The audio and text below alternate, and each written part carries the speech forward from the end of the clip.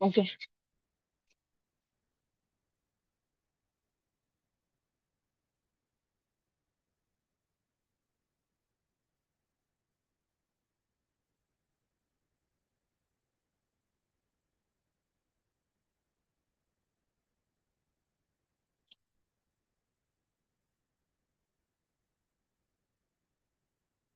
Okay.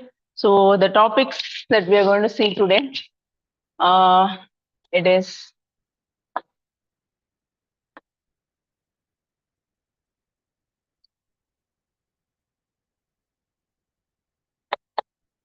Indian topics now. First is about Pakistan's illegal cultivation of Indian Basmati. So இந்தியால வந்து develop பண்ண basmati varieties வந்து பாகிஸ்தான்ல இல்லீகலா cultivate பண்றாங்க. இதான் கேமரா. இது okay, position okay. Okay. So பாகிஸ்தான்ல வந்து இல்லீகலா கல்டிவேட் பண்றாங்க. So that has raised some concerns in India. IARA, okay, we will discuss when we go into that topic. So that is the first one. And second is on ILO's India unemployment report. Okay. International Labour Organization has submitted something called as India Unemployment Report. So 2024. Adipati, what is the finding in the report? What is the analysis that we will see? And after that, India TB report of 2024. Okay, India TB report of 2024. So what is the status? What does the report say? அது பத்தி கொஞ்சம் analysis. And next is Nilgiri forest fires. Recently it happened. Okay, in the month of March, around mid-March, Nilgiri region, Kunnur region forest fires இருந்துச்சு. So அது ஏன் நடந்துச்சு? So how to avoid these forest fires? Okay, what are the ways to combat? அதெல்லாம் கொஞ்சம் discuss பண்ணுவோம். And fifth is on xenotransplantation. Xenotransplantationனா வந்து இப்போ recently in USA they put a pig's kidney for a man. So that is transferring cells or tissues or organs from animals to human. So that we call as xenotransplantation. Okay, so about that. So it's an upcoming emerging therapy. It's a way of treating people. So அது பத்தி அந்த இது பத்தி கொஞ்சம் explore பண்ணும். Okay, so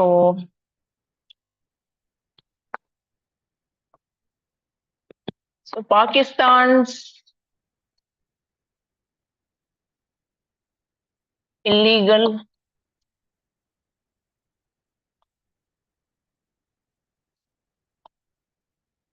basmati cultivation. So இது எப்படின்னா like IARI stands for Indian Agriculture Research Institute. Okay, so in the institute they have developed some this one basmati varieties. Okay, like Pusa 1121, then 1509 basmati. இந்த மாதிரிலாம் சில basmati varieties அவங்க develop பண்ணியிருக்காங்க. And some okay, so these varieties which are developed by this IARI, it is protected under PPR. And before we go for that, this IARI is an institute which is under the administrative control of ICAR. Okay, so it is under the administrative control of ICAR. ICAR means Indian Council of Agricultural Research. So அவங்களோட administrative control கடியில இந்த Indian Agricultural Research Institute இருக்கு. And this IARI is basically registered under Societies Registration Act. So அதுக்கு அடியில register பண்ண ஒரு research institute. Okay, so and they have developed some basmati varieties like this. Okay, so idu taandi many basmati varieties they've done.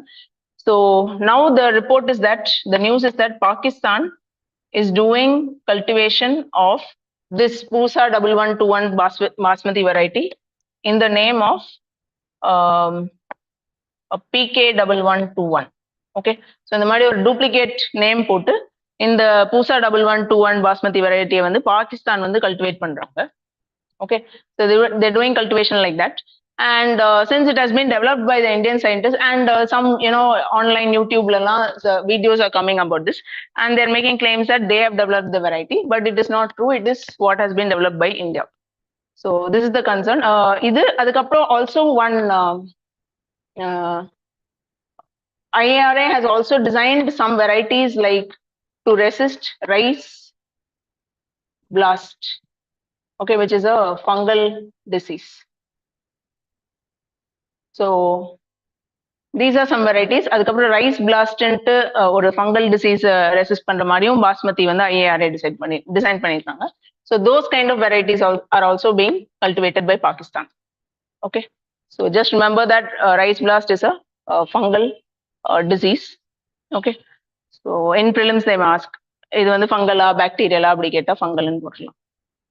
So Pakistan has been cultivating this, and this is the concern. And now before we go into that issue, some things which you have to know about rice. Rice is also called as Oryza sativa.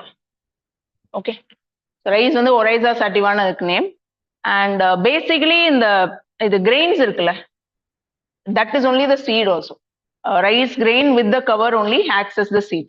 So that thing you have to know about rice. So only then when we go into this, we will understand the topic. So rice, along with the cover when it is there, that is the seed of the rice. And this basmati அப்படிங்கிறது எப்படின்னா, it is a long and aromatic variety. Okay, basmati is a long and aromatic variety of rice. So aromatic variety, and எந்த இடத்துல வந்து where it is grown means it is grown in the northern states, in the Himalayan foothills. In the Himalayan foothills in the northern states, அந்த இடத்துல தான் வந்து they're growing the basmati. So you can also take down the states. GA tag வந்து Indian basmatiக்கு எங்க கிடைச்சிருக்குன்னா, so அந்த இடத்துல basmati வளர்த்தாதான் they will give the GA tag. So it is in 7 states: Punjab, Haryana, Western UP, okay, then Himachal, parts of Jammu, okay, Jammu Kashmir. So 1, 2, 3, 4, 5. Then Uttarakhand,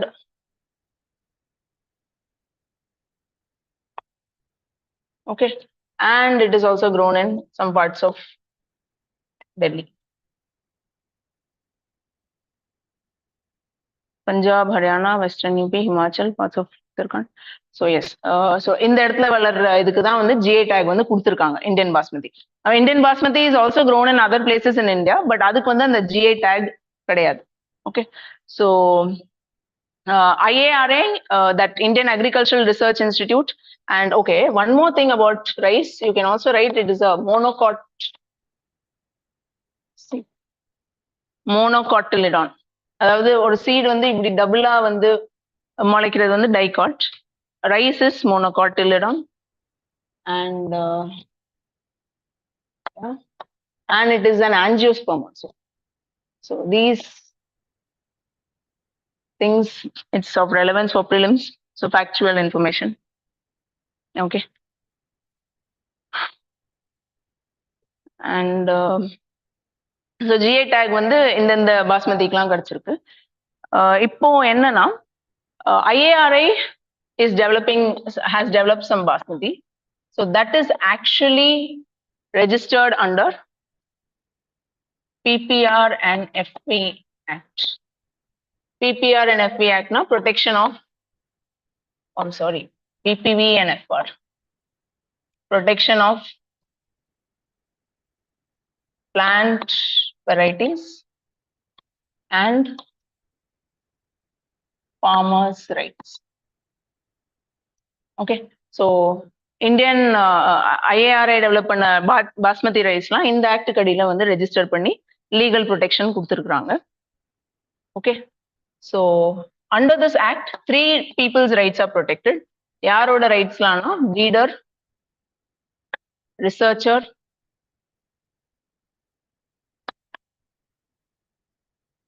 farmer. Okay, the rights of the breeders, researcher, farmer, இவங்க 3 பேர் ரைட்ஸும் இதுல வந்து protect ஆகி இருக்கு. And இப்போ இந்த பிரீடருங்கிறது தான் வந்து ஆக்சுவலி சீடை டெவலப் பண்ணவங்க. So if there is infringement of rights,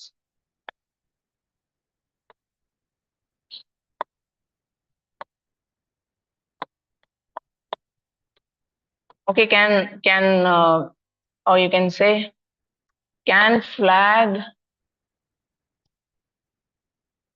infringement of rights. So if they feel that, if a breeder feels that அவங்க ரைட்ஸ் வந்து இன்ஃப்ரிஞ்ச் ஆகி யாரோ வந்து காப்பி பண்றாங்க, ஸ்டீல் பண்றாங்கன்னு ஃபீல் பண்ணாங்கன்னா அவங்க வந்து under this act they can flag it, and that will be handled as a civil case, not a criminal case. Civil caseல வந்து டீல் பண்ணுவாங்க.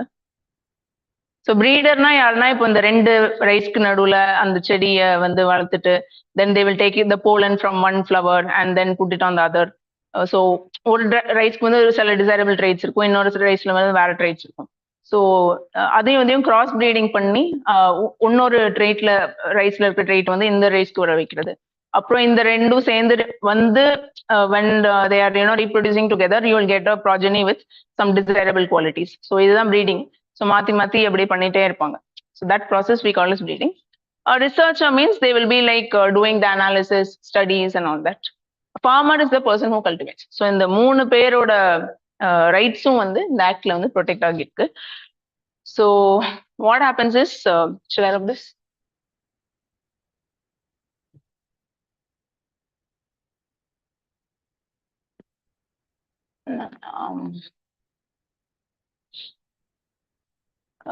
இப்போ என்னன்னா implications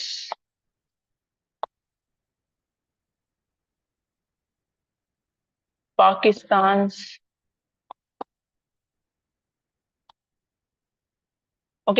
implications of Pakistan's cultivation. So Pakistan cultivationால Pakistan இந்த மாதிரி ரைஸை கல்டிவேட் பண்றதால என்ன நடக்குதுன்னா, so first is rights of breeder violated. Rights of the breeders are violated. Breeder is violated. And farmers, so இந்த ரைஸை வளர்க்குற farmers வந்து under the or you can also say violation of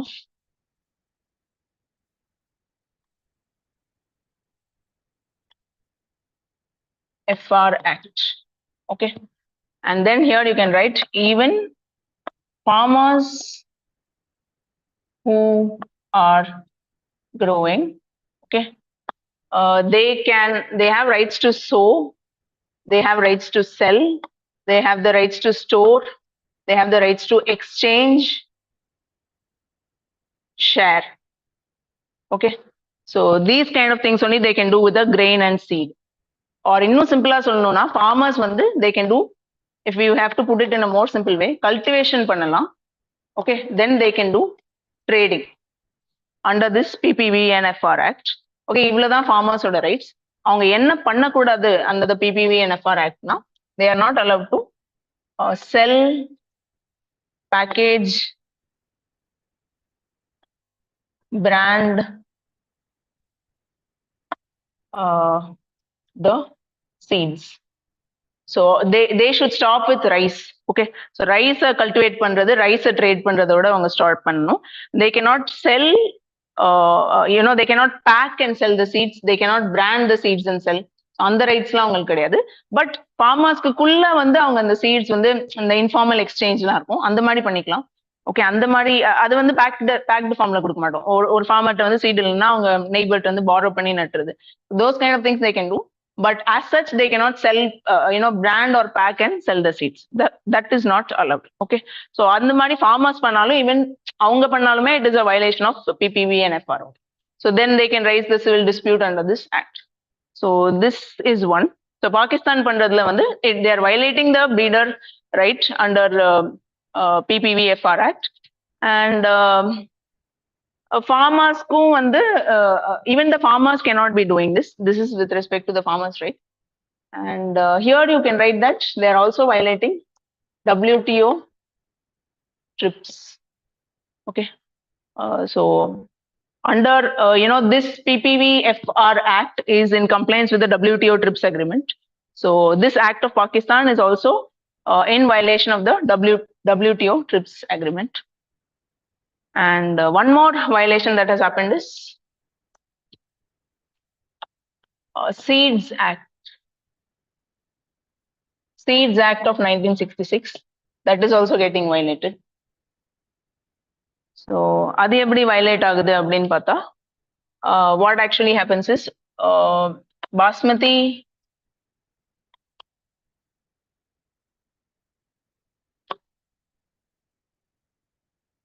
it is allowed only in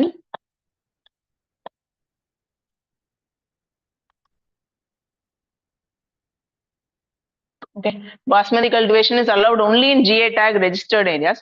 So அதுக்கு வெளியே எங்க cultivate பண்ணாலும் that is a violation of Seeds Act of 1966.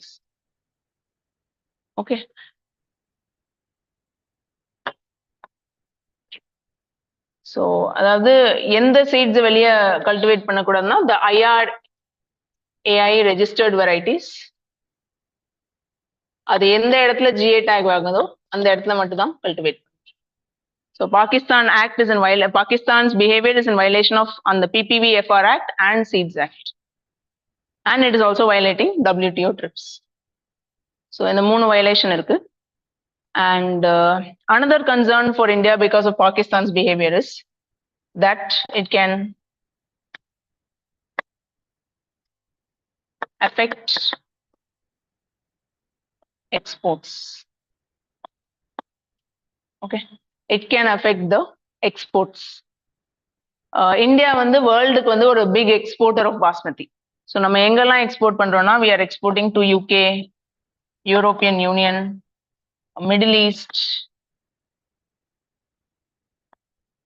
So இந்த மாதிரி இடத்துக்குலாம் வந்து நம்ம எக்ஸ்போர்ட் பண்ணிட்டு இருக்கிறோம். And in the year of this year, that is you can say 2023 to 24, the expected export is around 50 lakh tons worth $5.5 billion. Okay, so this is the expected export this year.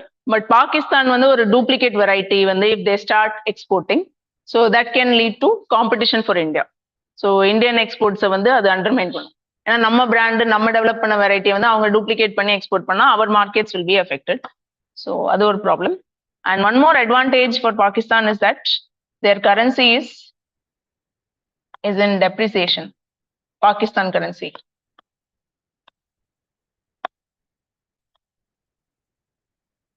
Okay, currency depreciation in Pakistan.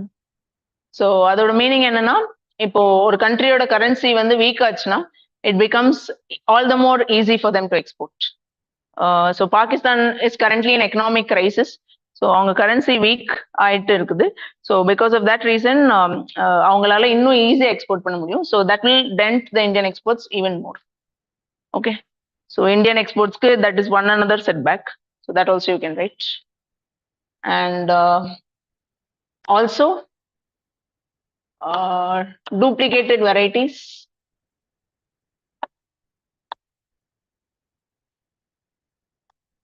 can affect reputation of Indian Basmati. So Pakistan, if they're developing something called PK1121, and we are developing something called as PUSA 1121. இது வந்து நம்ம proper research பண்ணி ஒழுங்கா develop பண்ணிருப்போம். But and then these are all registered seeds, certified seeds. Okay, but பாகிஸ்தானோட duplicated variety வந்து we don't know what is the quality of the seed, whether it is certified, registered, அந்த மாதிரி quality இருக்கான்னு தெரியல. But world will start believing that both are 1121. அப்ப ரெண்டுமே வந்து ஒரே மாதிரி தான். அப்புறம் பாகிஸ்தான்ல இருந்து போற சீட்ஸும் அந்த ரைஸும் வந்து சரியான குவாலிட்டியில இல்லைன்னா they'll think that இந்தியாவோட பூசா 1121 வெரைட்டியும் அப்படிதான் இருக்கும் அப்படின்னு சொல்லிட்டு then people will start stop buying. அதாவது இந்த இதுக்கு உள்ள மார்க்கெட் வந்து குறைஞ்சிடும். ஸோ பாகிஸ்தான் குவாலிட்டி காம்ப்ரமைஸ் பண்ணா that will again affect India. Okay, இந்த பிராண்டோட இது வந்து reputation will be damaged. So this is the problem, and solution you can write rice the dispute in WTO. So we already saw that it is in violation of WTO TRIPS. Okay, so adnala because it is a violation of TRIPS, we can raise the dispute in WTO. And in India, we can take legal measures under PPV-FR Act and Seeds Act. In the ரெண்டு act கடியிலும் we can take legal measures. And இன்னொரு effort என்ன போடலாம்னா diplomatic engagement with Pakistan.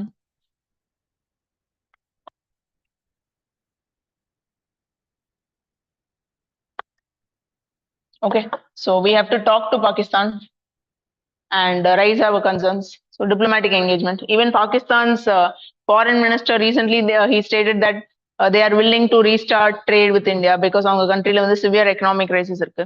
So economic crisis விட்டு வெளியே வரணும்னா trade is a way to prosperity. So that foreign minister spoke about trading with India. So அவங்க அந்த step எடுத்ததுனால even we can take our diplomatic engagement with Pakistan regarding basmati rice. So அது ஒரு solution. And also overall you can say frequent monitoring. Okay. So we should keep monitoring as to whether நம்ம develop பண்ண நம்ம cultivate பண்ற basmati varieties வந்து whether it is being cultivated in our place only, where and all duplicate varieties are being used. அந்த மாதிரி கான்ஸ்டன்ட்டா monitor பண்ணிட்டே இருக்கணும். So these are the solutions. Fine. So this is about this basmati thing. Okay, dispute. And now we'll move into the next one. Next is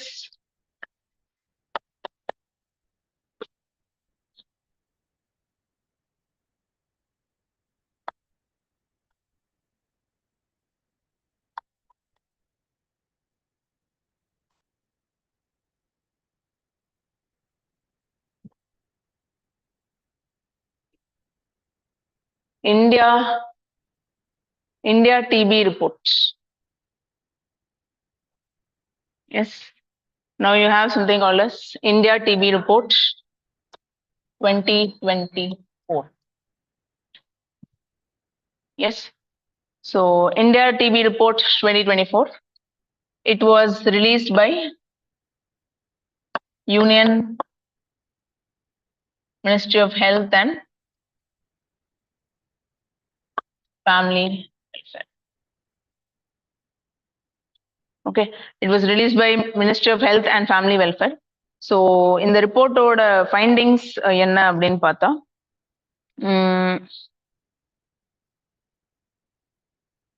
yeah, so according to this report's findings, a major finding is that there has been a decline in the gap between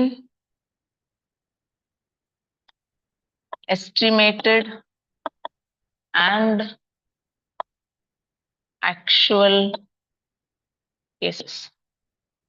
Estimated cases and actual casesக்கு நடுவுல உள்ள gap வந்து decline ஆயிருக்கு அப்படின்ட்டு வந்து இந்த ஃபைண்டிங்ல வந்து சொல்றாங்க. So basically what is that means estimated கேசஸ்னா WHO வந்து ஒரு மெத்தடாலஜி கொடுத்துருக்காங்க. There is a mathematical methodology. So based on the population and based on the prevailing levels of infection. So ஒரு மேத்தமேட்டிக்கல் மாடல் வச்சு இந்த பாப்புலேஷன் இந்தியாவுக்கு 1.4 billion பாப்புலேஷன்னா இத்தனை cases வந்து ப்ராபபிலிட்டி இருக்கும் அப்படின்ட்டு சொல்லி ஒரு ப்ரெடிக்ஷன் மாதிரி இருக்கும். But actual cases means those cases which are reported in the hospitals. So on the mathematical, suppose just hypothetically, அதுல வந்து 30 lakh cases estimate பண்ணாங்கன்னா, but நம்ம ஹாஸ்பிட்டல்ல வந்து let us say we are reporting 25.5 lakh cases. That means there are around 4.5 lakh missing cases. அதுதான் estimated actual cases. So decline in gap between estimated and actual cases. அதுக்கு meaning என்னன்னா, there is basically decline in missing cases. Decline in missing cases. Okay. And in the missing cases, why it is a matter of concern means, okay, missing cases is a matter of concern because missing cases will be untreated.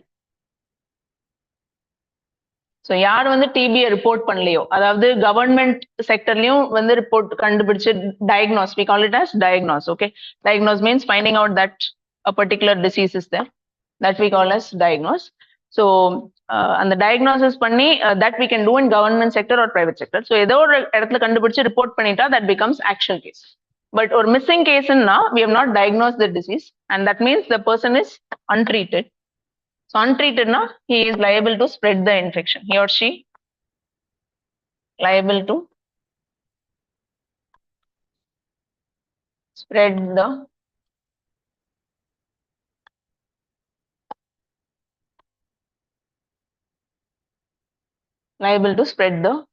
infection. So that is the problem. Then can we change? And அடுத்த problem என்னன்னா, I mean other findings. So one is the gap. Okay, decline in gap. Missing cases வந்து குறைஞ்சிருச்சு. That is one. And another is that Reported cases,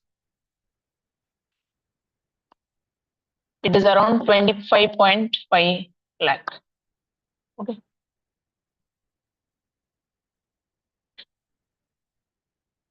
And in this reported cases, 33% from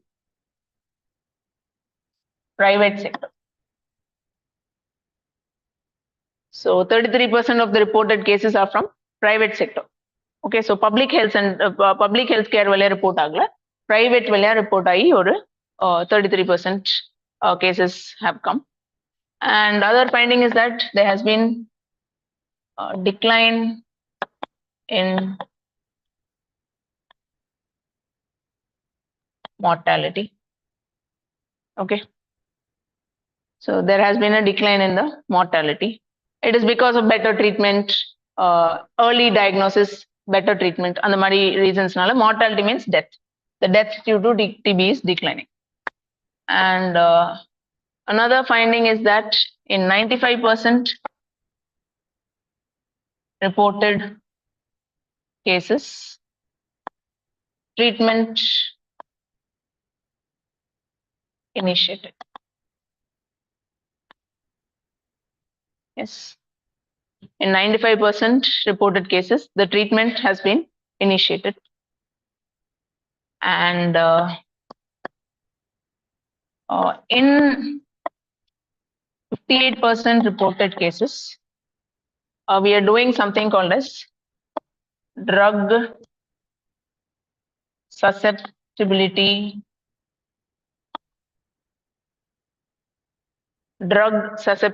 test. The drug susceptibility test we are checking whether that TB is drug resistant or not. Drug resistant TB means we will talk about that.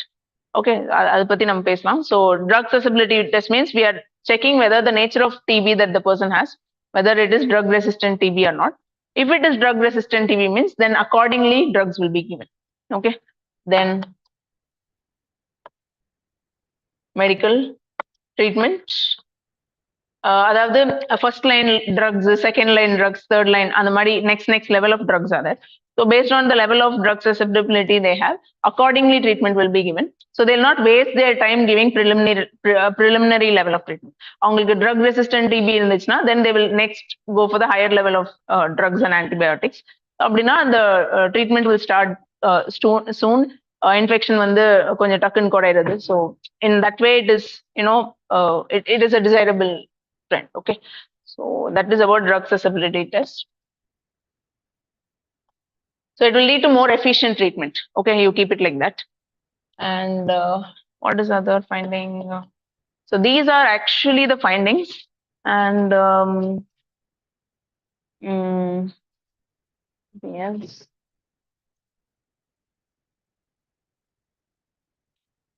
Okay, and can we change? And some more like facts and information regarding TB. So TB is basically due to Mycobacterium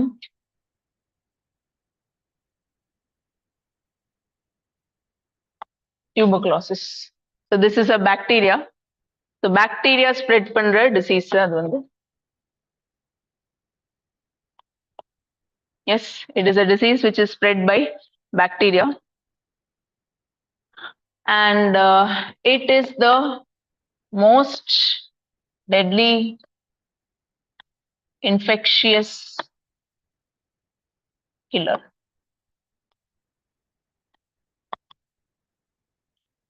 அதாவது infectious diseases that is in the diseases which spread from people to people, or we call it as contagious diseases. So அந்த மாதிரி diseasesல TB is the dominant one. So there are a lot of contagious diseases. COVID is also a contagious disease. அந்த மாதிரி variety of diseasesல communicable diseasesல TB is the largest killer in the world. Okay, so that is another information. And it will mostly affect the lungs, but it can also affect other body parts. So you can say lungs mostly can affect other parts also. So அந்த மாதிரி வர DP வந்து we call it as extra pulmonary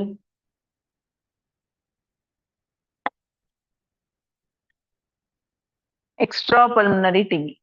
extra பல்முனரினா lungs ரிலேட்டடான pulmonary சொல்லுவோம். So லங்ஸ்க்கு வெளியே attack பண்ணா எக்ஸ்ட்ரா பல்முனரி டிபி. ஸோ அது ஒரு that is one thing. And how it spreads means it spreads through air when the person spits or coughs or speaks. Okay, so it can spread like this. Bodily fluids will spread agala. So that is the way it spreads. So adu vandu that we know anyway. So generally all the infectious diseases will spread like that. அதுக்கப்புறம் டிபியில் இன்னொன்று வந்து என்னன்னா, there is a variety of TB called as latent TB. Latent TB.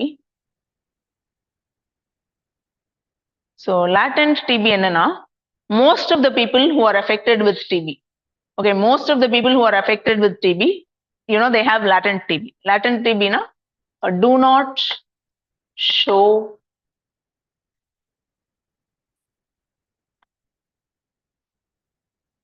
okay. Most of the people who are affected with TB, they have latent TB. That means they do not show symptoms. Okay, அவங்க வந்து symptoms வந்து காமிக்கிறது இல்ல. And what is that called? And they also do not spread. When they do not show symptoms, do not contribute to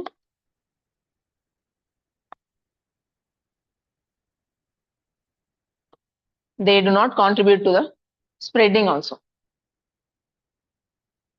Okay, so can we change?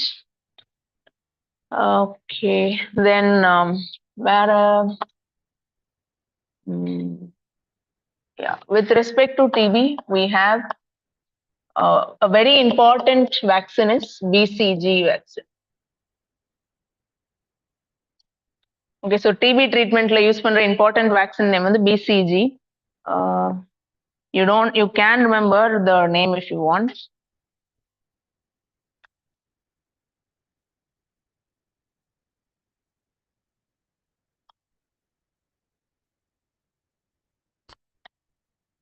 Okay, so this is the vaccine which is used to treat TB.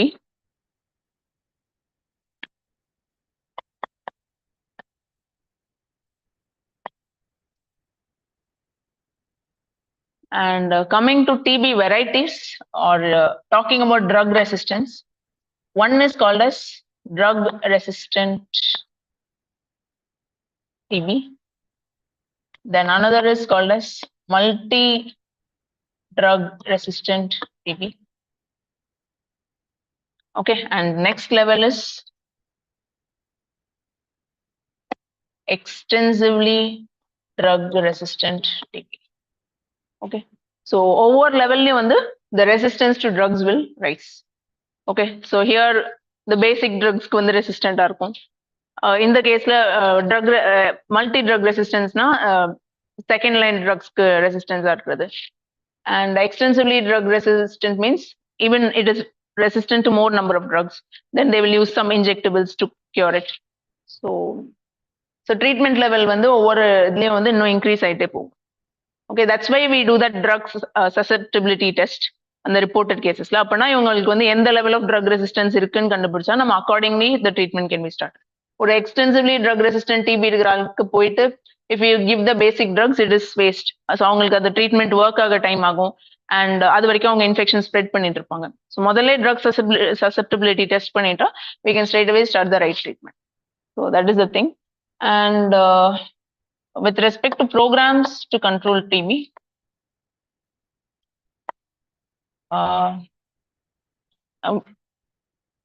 shall I with respect to programs to control,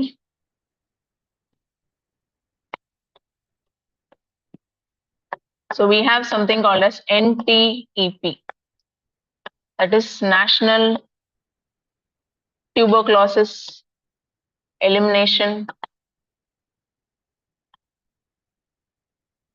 Program. National Tuberculosis Elimination Program. So இது எந்த இதுக்கு அடியில இருக்குன்னா, it is under the Ministry of Health and Family Welfare. So health and family welfare TB control division அப்படின்ட்டு ஒரு separate division இருக்கு. So they are running this program. It was started in 2017. And this one actually aims to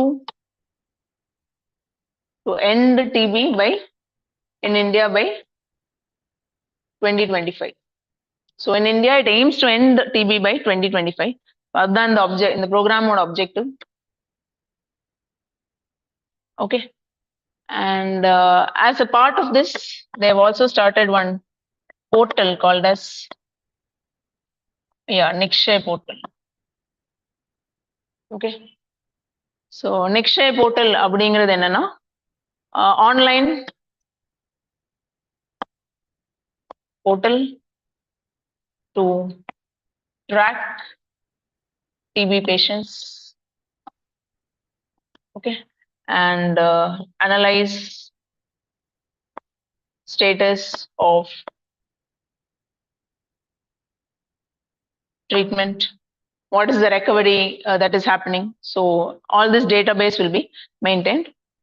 And in the report according to 2024 report, because the TB's actual cases, missing cases, and the gap on the decline are the fact that 95% who are diagnosed are getting treatment. So all that effective improvement is seen, it is attributed to this Nikshay portal.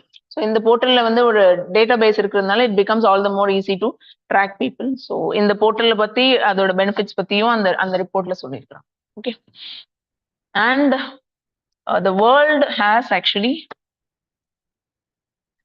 WHO has something called as End TB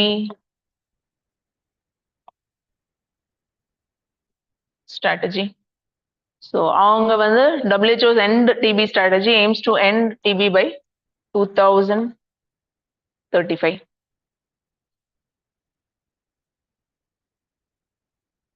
Okay. So they're saying end TB epidemic. So TB is epidemic.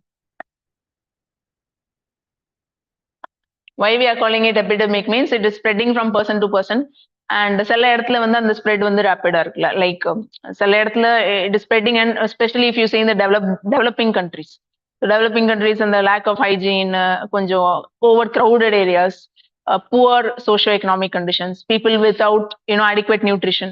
இந்த மாதிரி இருக்கிறதுனால இந்த developing கண்ட்ரீஸ்ல நிறைய DP cases இருக்கும். So அதனால பேண்டமிக்னு சொல்ல மாட்டோம், we call it as epidemic. Pandemic term we use when it has a worldwide spread. Because it is more in the poor and developing countries, we call it as epidemic. Okay. And this is the thing. And this report is actually an annual report. The report every year, once a year they'll be releasing.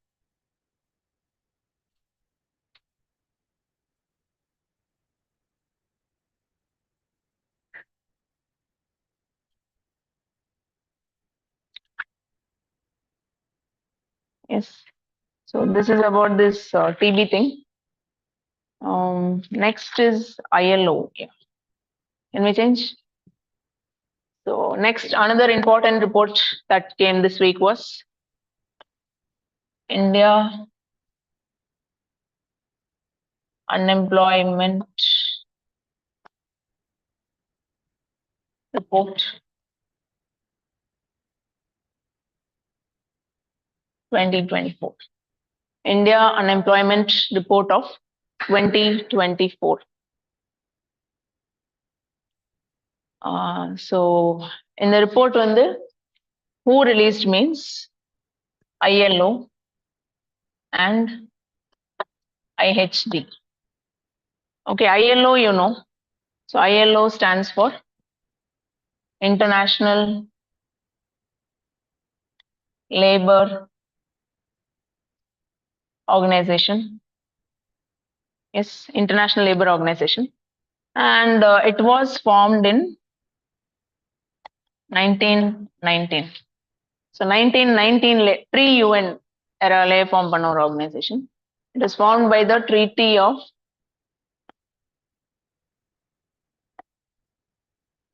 Versailles in 1919. And it was actually affiliated to the League of Nations.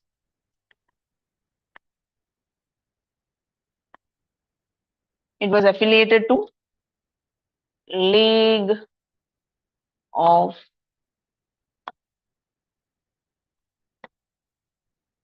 Nations.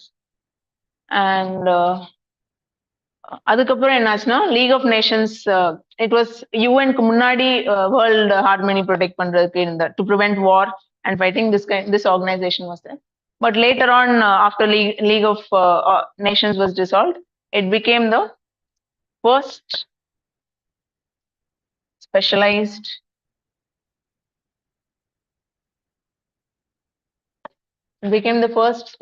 agency in UN in the year of 1946. Okay, 1946 it became first specialized agency of UN. And another thing is that yeah, it's a tripartite organization. Means it is formed by laborers, employers, government. So it involves the coordination between these three players. So adnala tripartite அப்படினு சொல்லுவோம். Okay. And the main objective behind forming this organization was social justice, promote social justice and labor rights. It was to promote social justice and labor rights. And even in the Indian Constitution, Article 45 talks about decent working conditions, maternity relief. Yes, so almost matching with the ILO objectives. So it is part of DPSP and part 4 then. Yes, part 4 of the Constitution. So this is about ILO. And we know. So இந்த ILO யார் கூட சேர்ந்து இந்த report release பண்ணிருக்காங்க அப்படின்னா they've released it along with this IHD. So IHD அப்படிங்கிறது வந்து it is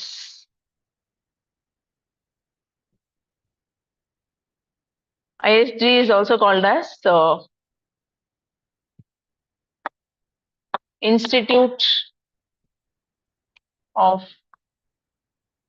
Human Development. This is basically an Indian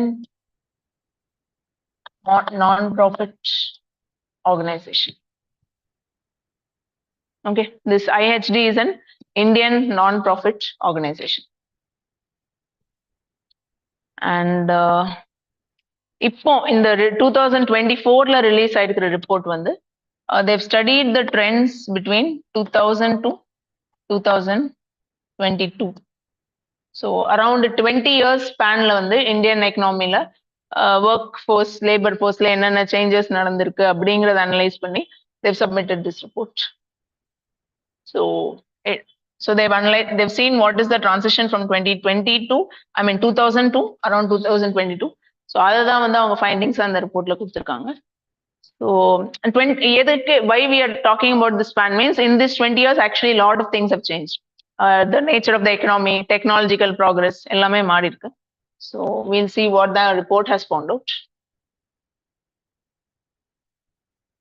So the positive findings of the report.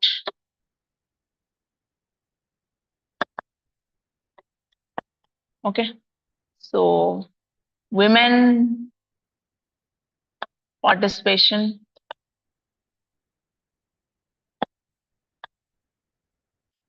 in labor force in rural area. Rural area women's participation in the labor force has increased. Why it has increased means actually this can be mainly attributed to men migrating to cities. Male வந்து சிட்டிஸ்க்கு வந்து ஜாப்ஸ்க்கு வரதுனால women வந்து rural areasல இந்த agriculture oriented jobs போறாங்க. So that is the main reason why it has happened. So indirectly, it indicates that men are migrating to urban areas for jobs. And rise in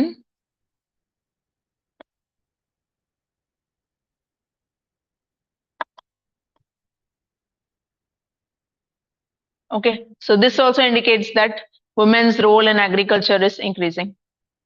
Agriculture increase, or they are becoming small entrepreneurs, kutti kutti shops வைக்கிறது ஏதாவது விக்கிறது. So those kind of things they are doing. So that we call as self-employment.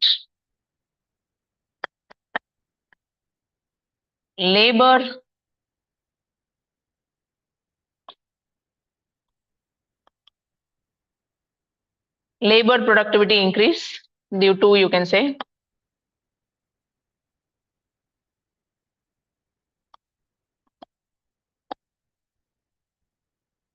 so due to technology, people are able to do fast work. Okay, they are able to do more work. So labor productivity has increased. So adu onnu. Another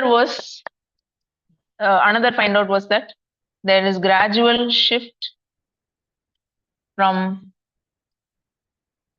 agrarian to non-farm jobs.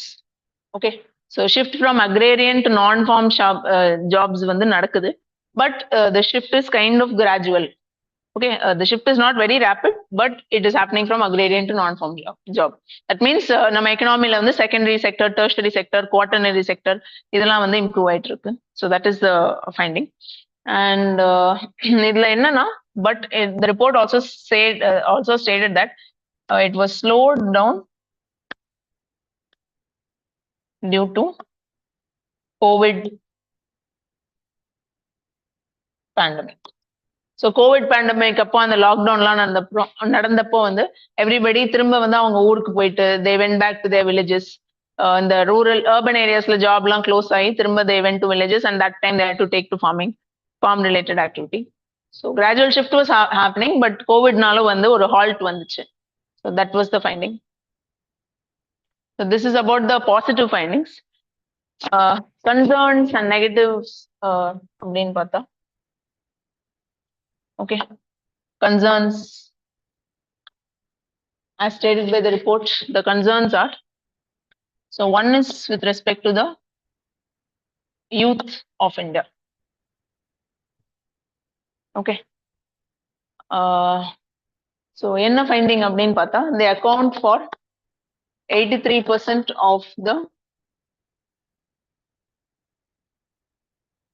unemployed. Okay, youth account for 83% of unemployed. So when you say unemployment, there is something called as labor force.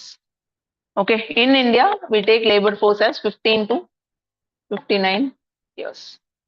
Okay, so labor force வந்து 15 to 59 years, but எல்லாரும் வந்துட மாட்டாங்க. In this 15 to 59 years, whoever is willing to work at prevailing wage rate.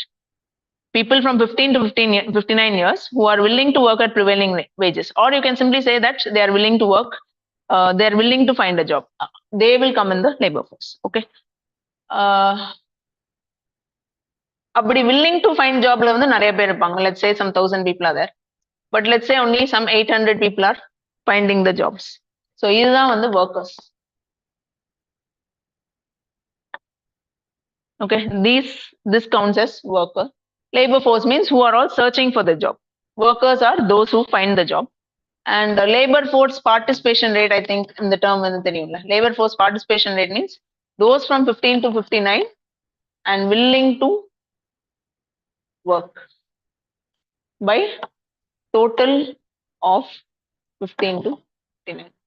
That is called as labor force participation rate. Labor force participation rate now 15 to 59 la willing to work divided by the total number of population in the age group of 15 to 59 years. Okay, and another terminology that you have to know is worker to population ratio. That means who are all there in the workforce. In the age group lanalu working people, whatever be the age, it refers to working people by total population of India.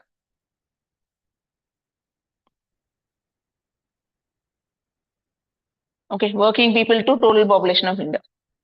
This actually gives an idea about dependency ratio. அதாவது earning members மேல எவ்வளவு பேர் வந்து டிபெண்டண்டா இருக்காங்க. So who all will be the dependents means it will be the children, okay, who are less than 15 years, or the old age people, women who are not working. So mostly இப்படிதான் இருக்கும். But sometimes child laborum வந்து இருக்கும். So those things we do not take into account. So this is about worker to population ratio. Okay. So yeah, so the what the finding was that youth account for 83% of unemployed. So youthங்கிறது எந்த age குரூப்னா 15 to 29 years. So youth means 15 to 29 years. So in the age group இருக்கிறவங்க தான் they contribute to maximum unemployment in India. Maximum unemployment is in this age group, and youth unemployment has tripled. Okay, between 2000 to 2022, youth unemployment has actually tripled, 3 times ஆயிடுச்சு. And the percentage of youth with secondary or higher education, percentage of youth இல்ல percentage of actually unemployed youth. Okay, the percentage of unemployed youth with secondary or higher education has doubled. So Indian country la வந்து when youth are educated, okay, even despite education, they are not able to find job up to their qualification. அதுதான் இப்போ that is what this report indicates. Unemployed youth with secondary or higher education has doubled. Ideally it should have increased with development of the country, but அப்படி நடக்கல, doubling நடந்திருக்கு. So this is with respect to youth. And another find out with respect to youth was that young women,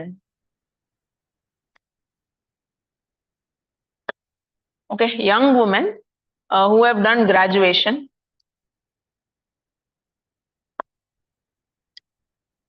they are finding it difficult to find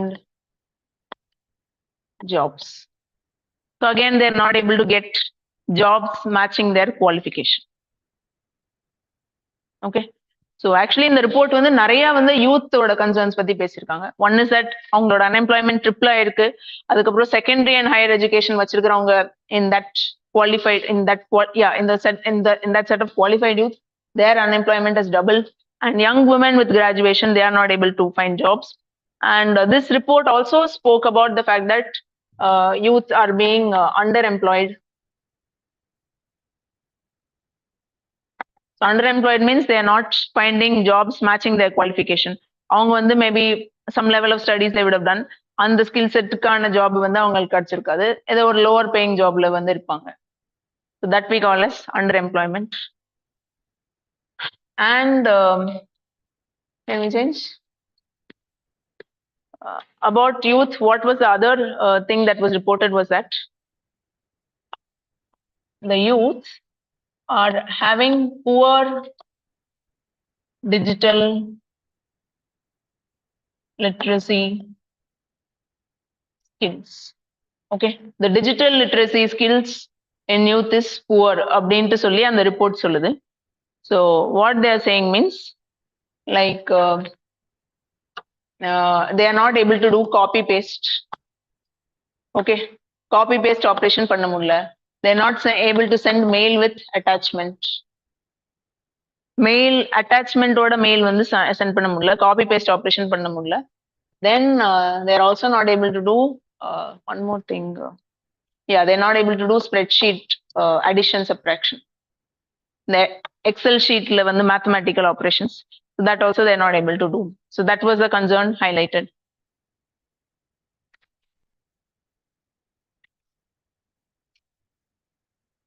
Okay. So all this was stated with respect to the youth. அப்புறம் another concern that was highlighted was increasing jobs in informal sector. So informal sector வந்து accounts for 90% of the jobs அப்படின்னு சொல்லி இந்த report சொல்லியிருக்கு. Okay 90% of the job வந்து informal sector தான் அப்படின்னு சொல்லியிருக்காங்க.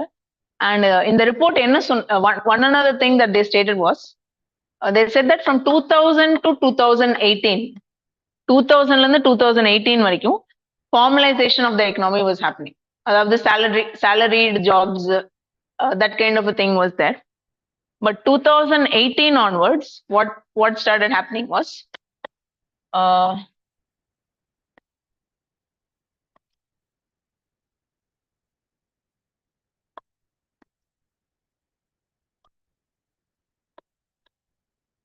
so this contract labor will also contribute.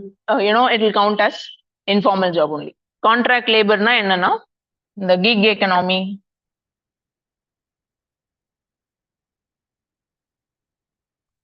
platform jobs, okay, like that Swiggy, Zomato, Ola, these kind of things. So all this is contract labor. So they do not have like proper social security cover. Okay, so அந்த மாதிரி ஒரு எம்ப்ளாயருக்கும் எம்ப்ளாயிக்கும் உள்ள relationship இருக்காது. It is a contract based job. So ஒரு job பண்றதுக்கான payment தான். So the labor laws, social security protection, all that will not apply properly. So because of this also, 2000 to 2018 when the economic development was happening, salaried jobs were being created. Okay, அந்த மாதிரிலாம் நடந்துட்டு இருந்துச்சு. But 2018 onwards, job creation is happening, but it is happening in the form of contract labor and gig economy, platform jobs. And also contract labor லையுமே more of short term contracts are. Okay, like for 2 years span, அந்த மாதிரி ஒரு short duration contracts வந்து நிறைய they are making. So after 2 years, what happens to the employment status of that person? So 2 yearsக்கு அவங்களுக்கு job இருக்கு, அதுக்கப்புறம் என்ன ஆகும் அப்படிங்கிறது வந்து question mark. So from compared to 5-year contracts, only 2-year contracts are more in number. So அது வந்து சொல்லியிருக்காங்க. And can we change? And next concern that was highlighted was what is that called? Salary or wages for unskilled labor in agriculture and construction sector. Okay, so in agriculture and construction sector, the salary of the unskilled labor did not meet the minimum wage levels.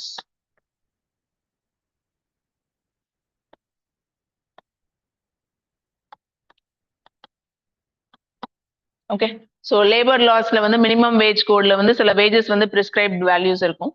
So அந்த wages வந்து in agriculture and construction sector it is not being given.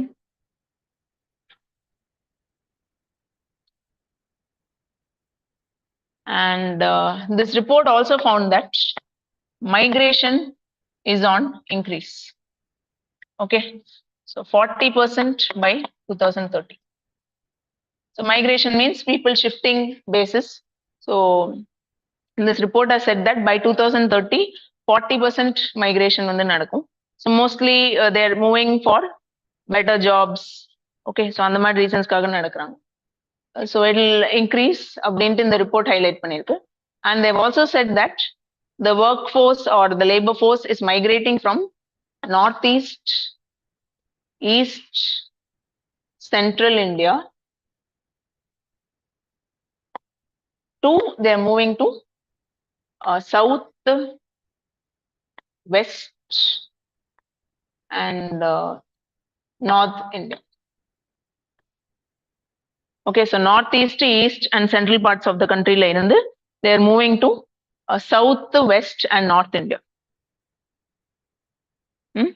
அப்புறம் 40% migration by 2030 கூட சேர்ந்து they also said that 607 million people in urban areas will be there. So So 607 million na approximately 60 crores people will be in urban areas. So that indicates that more of urban infrastructure has to be created. So இவ்வளவு பேர் வந்து urban centersல வந்து வாழ போறாங்கன்னா நம்ம planning and development வந்து city ரீஜனுக்காக பண்ணணும் அப்படின்ட்டு வந்து இந்த ரிப்போர்ட் இண்டிகேட் பண்ணுது. And this migration also indicates that there is regional disparity in development. So regional disparity in development means like states like Bihar, Madhya Pradesh, what else? Uttar Pradesh, Jharkhand, Odisha, Chhattisgarh. So in the states வந்து unemployment வந்து is high, that has been indicated. Lot of unemployed youth.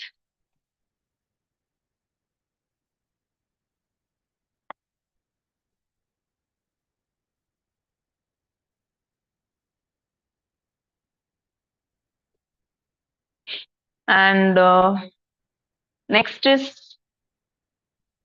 another concern that has been highlighted was that social disparities, like people from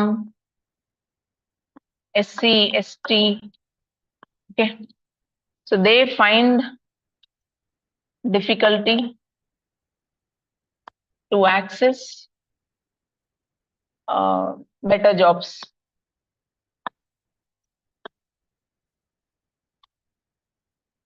Okay, people from SC and ST communities, they're finding it difficult to access better jobs. So these are the findings of that report. So solution அப்படின்ட்டு என்ன சொல்லியிருக்கிறாங்கன்னா that no need to write, just normal நம்மளுக்கு ரொட்டீனா தெரிஞ்சதுதான். So they said there is a need to skill the youth. Okay, skill sets வந்து improve பண்ணணும். So we saw that they're not able to send mail, they're not able to do spreadsheet. அதெல்லாம் பண்ண முடியல. So அந்த skills boost பண்ணணும்னு சொல்லியிருக்காங்க. Then they said that there has to be focus on MSME sector. ஏன்னா MSME sector வந்து labor intensive. So இந்தியாவோட டெவலப்மெண்ட்டுக்கு MSME sector can be a solution. And then they also spoke about labor laws, boosting the labor laws. ஏன்னா வந்து minimum wages கொடுக்கல அப்படின்ட்டு வந்து நம்ம பார்த்தோம்.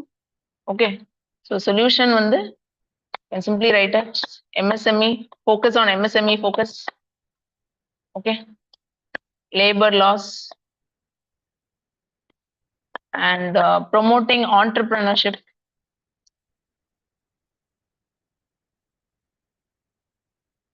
Promoting entrepreneurship and what is that called? Women in workforce participation. அதை increase பண்ண சொல்லியிருக்கிறாங்க. And they're also asked to focus on care and digital economy. Okay, care economy and digital economy. இந்த மாதிரி sectorsல focus. The report has asked to focus. Then something else.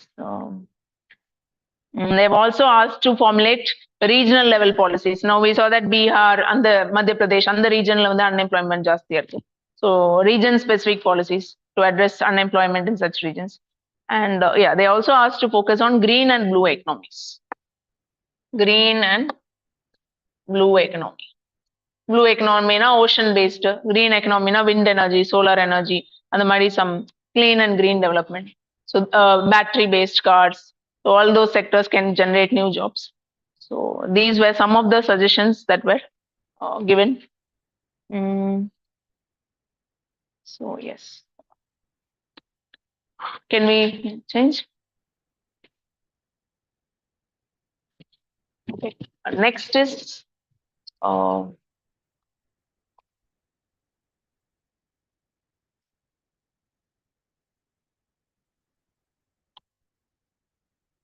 Nilgiri forest fires. So Nilgiri forest fire அப்படின்னா recently in Kunnur.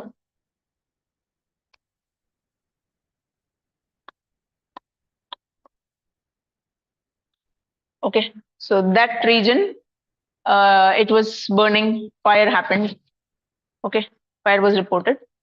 and அந்த fire put of பண்ண வந்து IAF, okay, Indian Air Force, they actually deployed Bambi buckets. Bambi bucket na எப்படின்னா, it will take water, okay, it takes water from nearby pond, lake, something, okay, pond or lake or whatever, and the bucket will be such that it has a wall, கீழே வந்து ஒரு வால் மாதிரி இருக்கும், அது போய் அந்த lakh R water பாட்டில போய் ஃபில் பண்ணிட்டு வந்துட்டு it will go reach over the place where it is burning, fire நடக்கிற இடத்துல போயிட்டு ஸ்பில் பண்ணும். That wall will be opened and it will pour down. So this we call as Bambi bucket method of dosing fire. Okay. So forestல fire வந்தா வந்து it is not so easy to put it off. So மேலெல்லாம் எரிஞ்சிட்டு இருக்கும். It's a bit tough. இந்த method வந்து use பண்ணுவோம். Okay. So so and the Nilgiri region forest fire நடக்கும்போது IAF was called and they deployed this Bambi bucket method. So that is the news actually. And a little bit we'll see about these forest fires, why are they happening and all that. So forest fire season in India is maximum, mainly it is between November to June. So November to June time la தான் வந்து forest fire ஜாஸ்தியா நடக்கிற season வந்து அதுதான். Why means it is the period when monsoon rainfall declines. So September, October la வந்து southwest monsoon வந்து பெய்யும். So after that most part of the country is dry. So அந்த drynessல aridityல தான், due to lack of adequate moisture content and all that, the biomass, dry biomass in forest will increase. அந்த dry material தான் ஈஸியா burn ஆகும். So that is the reason why November to June, and அதுலயும் வந்து maximum is concentrated in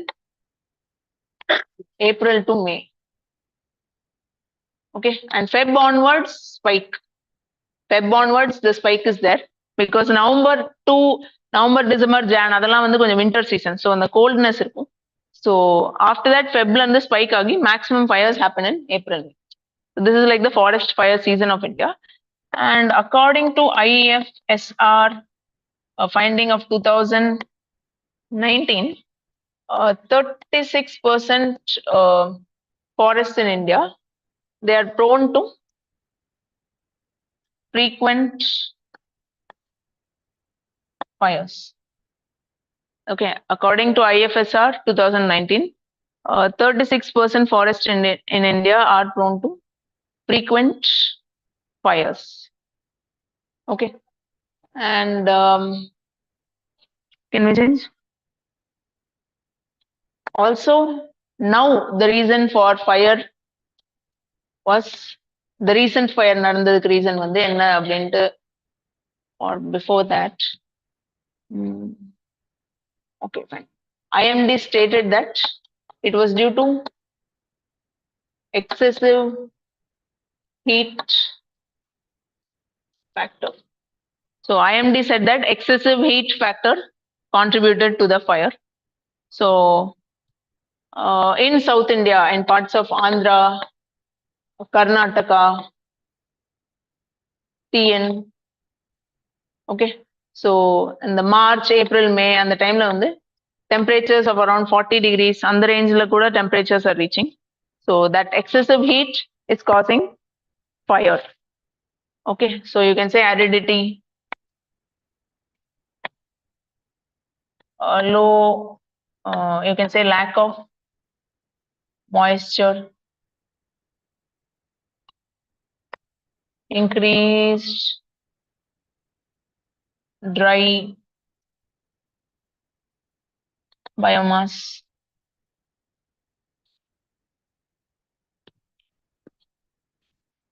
okay, so எல்லாம் வந்து நடந்துட்டு இருக்கு. So that is the main reason for fire. Apart from this, so இந்த இப்போ குன்னூர்ல நடந்த ஃபயருக்கு வந்து excessive heat factor is the reason. And heat இருக்கும்போது அரிடிட்டி, மாய்ஸ்சர் இருக்காது. So easily that fire will spread. Okay, that is the thing. But otherwise, fires can also be due to anthropogenic reasons. Okay, so in India, that is also a major cause of fire. So anthropogenic reason for fire enna campfire, cigarettes, BDs.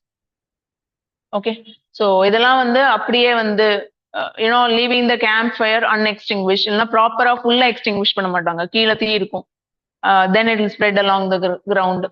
அந்த மாதிரி problem. Cigarette PT எல்லாம் சரியா of பண்ணாம அப்படியே தூக்கி போடுறது. So these kind of things. And near the forest area, crop burning near forest. So காத்து ஏதாவது wind ஏதாவது வந்துச்சுன்னா, when farmers burn the crops near the forest, it will spread. Yes. And it can also be due to illegal activities by poachers or smugglers. So in the forest குள்ள போயிட்டு they will be stealing tree or wood or something. அதுக்கப்புறம் animals எதையாவது வந்து அவங்க hunt பண்ணி எடுக்கும்போது அவங்க forest குள்ள போன எவிடன்ஸ் எல்லாம் வந்து when they want to rub it off, அவங்க வந்து அதை அழிக்கணும் அப்படின்னு நினைக்கும் போது வந்து என்ன பண்ணுவாங்க, they will set fire and come. Otherwise those evidences will be there, it will be easy to trap those people. அந்த எவிடன்ஸ் அழிக்க வந்து ஃபயர் போடுவாங்க, ஃபயர் செட் பண்ணுவாங்க. That is also a reason for fire. Okay, so it is like this. So these are the reasons for fire. And in the natural reasons for fire la வந்து climate change is a natural reason. And apart from that, in the mountain forest la வந்து pine needles, pine trees இருக்கிற இடத்துல வந்து western Himalayas எல்லாம் where it is dry, the pine needles will act as inflammable material, and it acts as a fuel for fire. Okay, so that is the reason for fire in northeast Himalayas. இந்த மாதிரி அந்த mountainous region எல்லாம் fire spread ஆகிறதுக்கு அது ஒரு main reason.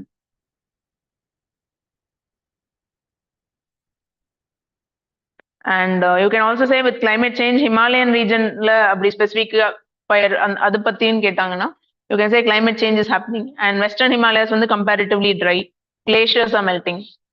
That is also leading to warming of the region. So warming, climate change, more aridity, rainfall வந்து expected trends படி இல்ல, வேற மாதிரி இருக்கு. Sometimes cloud burst is there or it is dry. So the alternate wet and dry, that kind of a thing is there. So if they ask about Himalayas, you can talk about all those things. Okay. And with respect to fires, the forest fires பத்தி பேசும்போது there are also some types. So 3 types of forest fires இருக்கு. One we call as crown or canopy fire. One more is called as surface fire. And another is called as underground fire. Okay, sir, crown or canopy, surface fire, underground fire. So crown or canopy fire அப்படிங்கிறது என்னன்னா, இப்போ ஒரு trees இருக்கு.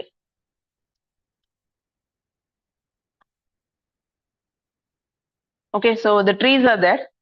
When the fire is spreading like this,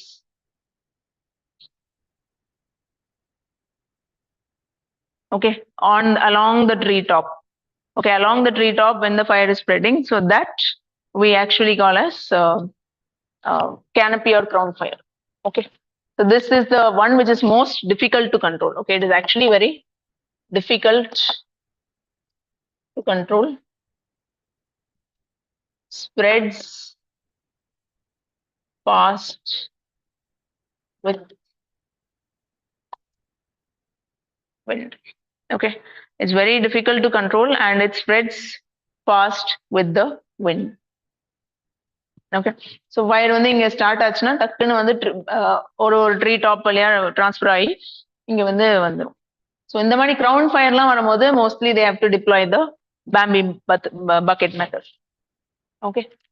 surface fire அப்படிங்கிறது என்னன்னா along the ground, இந்த தரை இருக்குல்ல, along the floor of the tree. So what will be there means some leaves will be fallen. Okay. So leaves fall ஆயிருக்கும். சில குட்டி குட்டி plants இருக்கும்ல இங்க bushes, yes, that will dry, கொஞ்சம் பாதி ட்ரைடு ஸ்டேட்ல இருக்கும். அது லீஃப் தாண்டி what other things will fall means some log, wood, ஏதாவது அந்த ட்ரீல இருந்து விழுந்துருக்கலாம், branch. So all this will contribute to biomass. Okay.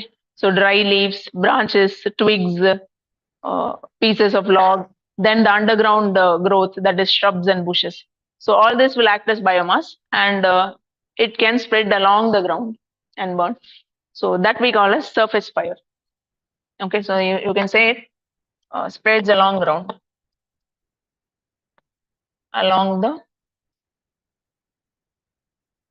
ground. Underground fire now. So under the ground some organic material will be there. So இதுலயும் இங்க விழுற leaf வந்து later on அப்படி படி ஆகி ஆகி it will sometimes go inside. Okay, so the organic material, okay, will be there, and that will burn underground. So in the oxygen is there in the soil itself, so combustion can take place underground also.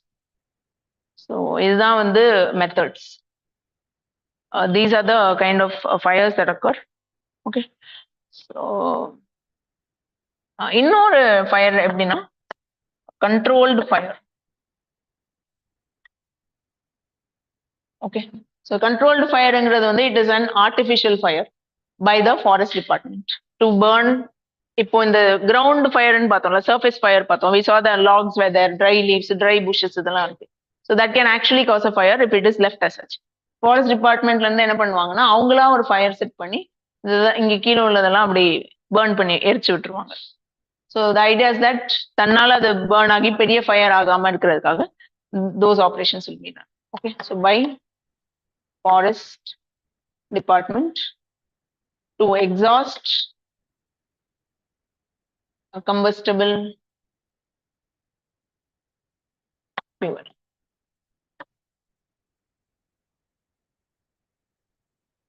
Okay, so that we call as controlled fire. And then with respect to fire, the impact, yeah, can we change? Impact of fire அப்படின்னு பார்த்தா ஃபயரோட impact என்னென்னு பார்த்தா, one is that you can say critical habitat destruction. So fire ஒன்று நடந்துச்சுன்னா the forest animals, birds, so for whatever species that are living there, habitat is destroyed. That's a major problem. So habitat destruction நடந்தா biodiversity loss, okay, species threatened, ecosystem, food chain, web, all these things will be affected.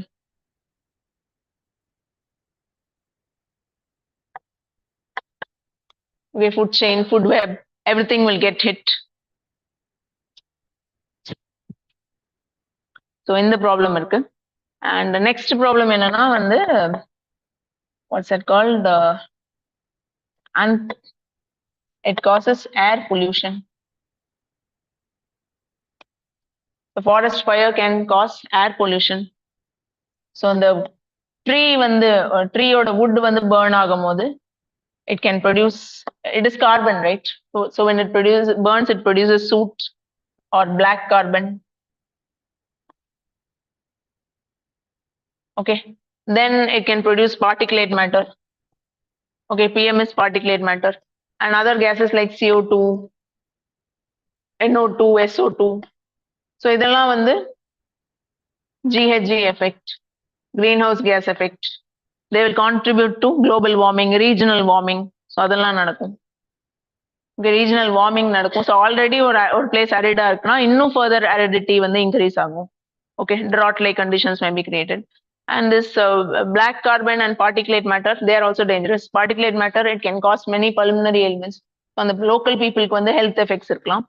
And black carbon வந்து இந்த இது எதுல negative effect சொல்லலாம்னா you can talk about that Himalayan region, அங்கே glaciers இருக்கு, ice caps இருக்கு. On that yeah it will melt. It will deposit on the icy regions, glaciated regions. So white glacier க்கு மேல போயிட்டு black deposit ஆச்சுன்னா the albedo of that surface will be reduced. Albedo or the ability to reflect light. So you can say albedo of glaciers in Himalaya that can reduce. So அதாவது fire வந்து கொஞ்சம் தள்ளி நடந்திருக்கலாம், but it will travel through air and go and it will deposit on the glaciers. And white glacier மேல black deposit நடந்தா albedo is reducing. That is another problem. And other impact is that any other impact? Yeah, another impact is the soil. So soil வந்து dry ஆயிடும். So ஒரு fire நடந்தா சாயில்ல வந்து there will be loss of organic matter, there will be loss of moisture. Okay, so loss of organic matter, moisture. So இதெல்லாம் decline ஆச்சுன்னா soil fertility and productivity will decline. Fertility, productivity decline, and it also becomes more prone to erosion and degradation. It is also more prone to erosion and degradation. So soil la வந்து இந்த problems நடக்கலாம். Okay, one is that the forest species, biodiversity அதெல்லாம் போடுது, forest இல்லாம போடுது. Other problem is with respect to air, and another problem is with respect to soil. Like this you can write the effects. And overall global warming வந்து you can say that green lungs of the country are affected. Okay, so இது world level ல கேட்டாங்கன்னா Amazon லெவல்லாம் forest fires நடக்கும்போது it affects the green lungs of the world. So அந்த மாதிரிலாம் point சொல்லலாம். And next, ways to combat.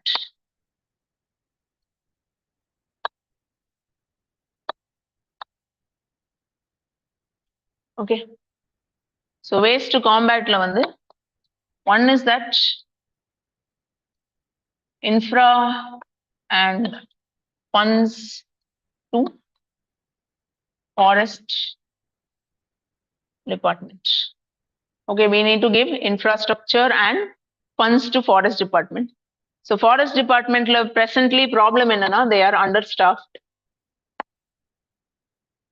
Okay, so staff force வந்து increase பண்ணணும்.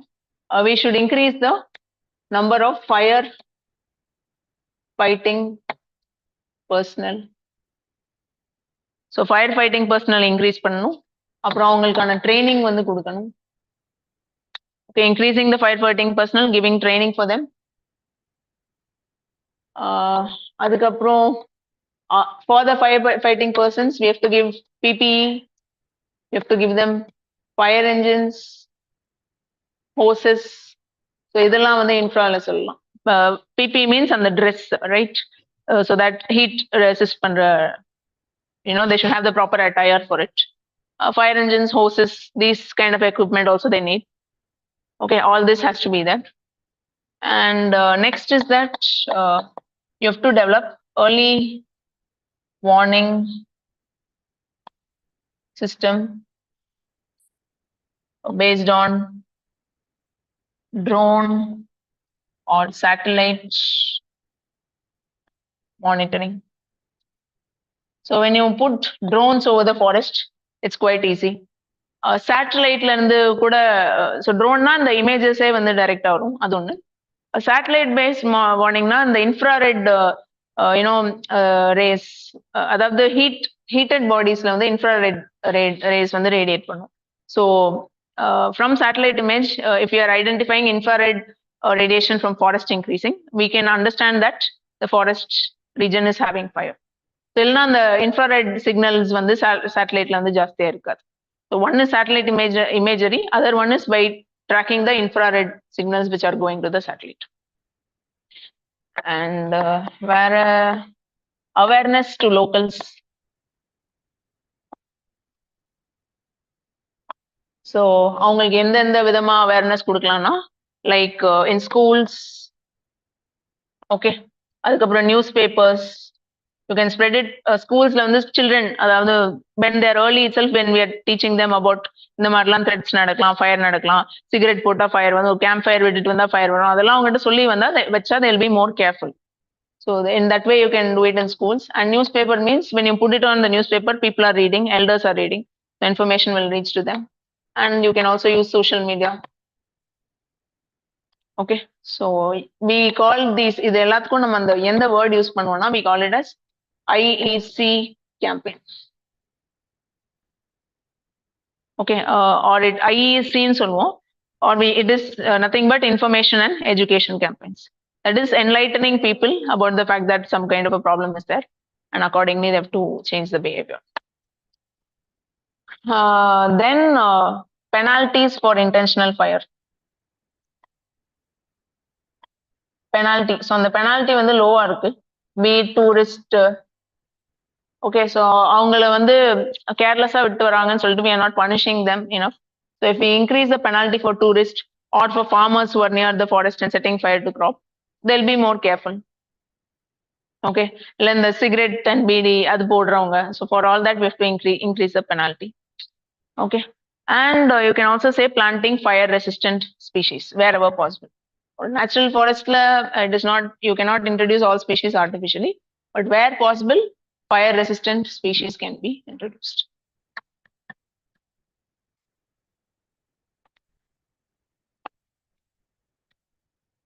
Wherever possible. Okay, where?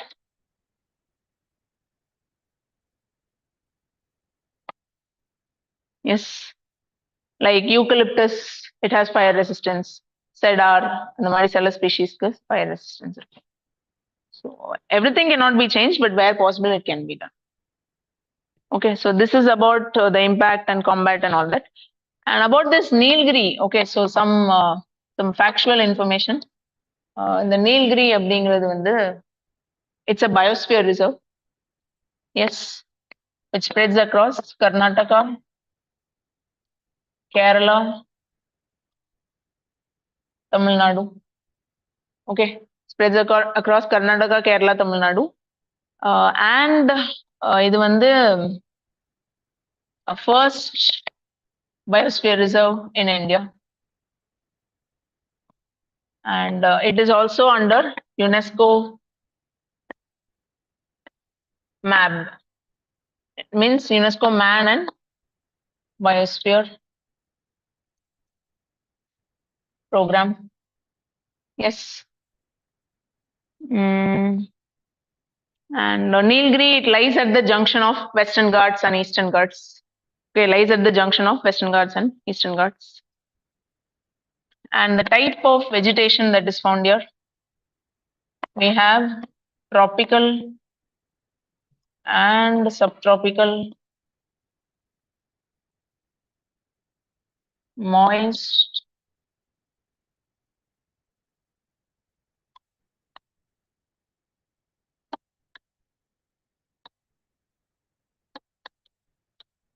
okay, tropical and subtropical, moist, broad-leaved evergreen forests. These are there. And you can also find dry broadleaf forest.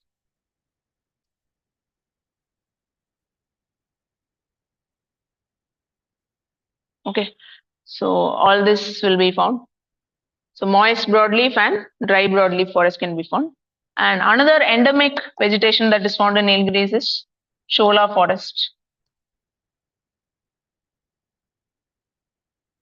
So when the Shola forest is endemic, na, அந்த இடத்துல மட்டும் தான் இருக்கு அப்படின்னு அர்த்தம். So it is found in Nilgiris, Anaimalai hills and Palani hills. இந்த இடத்துலலாம் shola forest இருக்கும். So basically it has actually grasses, stunted trees. Stunted ட்ரீஸ்னா கொஞ்சம் short trees. Okay. Then occasional tall trees. Okay, so shola forestங்கிறதுல வந்து you will find these stunted trees, grasses maximum, and tall trees அங்கங்க இருக்கும். shola forestல எப்படின்னா இந்த mountain tops இந்த ரீஜன்லலாம் வந்து கிராசஸா இருக்கும், இந்த இடத்துலலாம் வந்து ட்ரீஸ் இருக்கும். Okay, it will be like this. So wind ஏதாவது இருந்தா விண்ட்ல இருந்து ட்ரீஸ்க்கு ப்ரொடெக்ஷன் கிடைக்கிறதுக்காக லோவர் ஹைட்ல இருக்கு. So wind is blowing means will blow on the top. So that's why the trees are here. Okay, இல்லைன்னா இந்த இடத்துல ஃபாஸ்ட் விண்ட் அடிக்கிற இடத்துல ட்ரீ நின்றுச்சுன்னா the tree can break with the wind. So mostly trees வந்து இந்த ஸ்லோப்ஸ்ல இருக்கும், டாப்ஸ்ல வந்து கிராசஸ் இருக்கும். And what are the species found in Nilgiris means you can say tiger, elephant, Nilgiri tar, and leopard. Okay, and many reptiles, amphibians, all these are found. Yes. And if you want you can note down நீல்கிரியில வந்து எந்தெந்த protected areas இருக்குன்னா, in Tamil Nadu we have Mudumalai and Mukkurthi National Park. Mudumalai and Mukkurthi National Park. அதுக்கப்புறம் Sathyamangalam tiger reserve. Okay, இதெல்லாம் தமிழ்நாடுல. And in Karnataka Nagarhole and Bandipur. In Karnataka it's Nagarhole and Bandipur.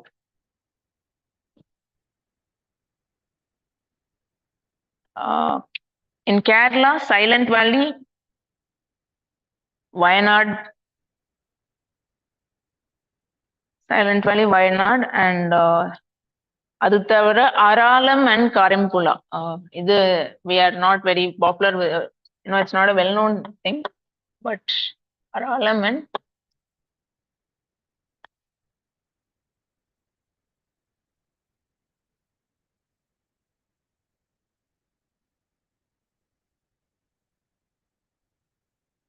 yeah. So this is about Nilgiri thing. And okay, so this is so now we move into the last one. It is Xenotransplantation.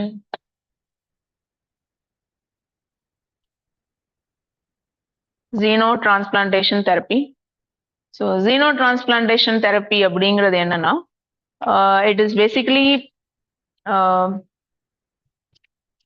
transfer, or you can say introduction of cells, tissues, organs, okay, from animals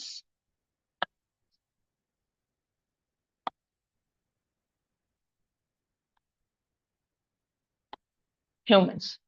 so அதுதான் நம்ம வந்து xenotransplantation அப்படின்ட்டு வந்து சொல்லுவோம்.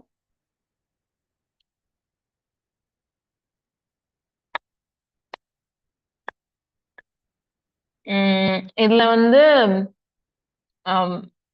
recently a pig's kidney was put to transplanted into a man called as Richard Slayman. Okay, so a 62-year-old man. Okay, in USA this happened. So அந்த பர்சனுக்கு வந்து he already had a kidney failure, a kidney transplant. So already humanல இருந்து ஒரு kidney transplant பண்ணி that also didn't work. Then he was on dialysis. அதுக்கப்புறம் they decided to transplant pig kidney from pig. So the reason for choosing pig is basically the size and you can say nature and function of organs, they are similar. So humans kum pigs kum and the organ nature, size, function, okay, so adella similar. So that's the reason for introducing from pig. And idukku munnadi from pig twice they've done heart transplant, but in both cases the patients actually died within months. Within few months itself they've died. இதுல வந்து என்ன சொல்லியிருக்கிறாங்கன்னா the target now is to make this man live for 2 years. It is expected actually.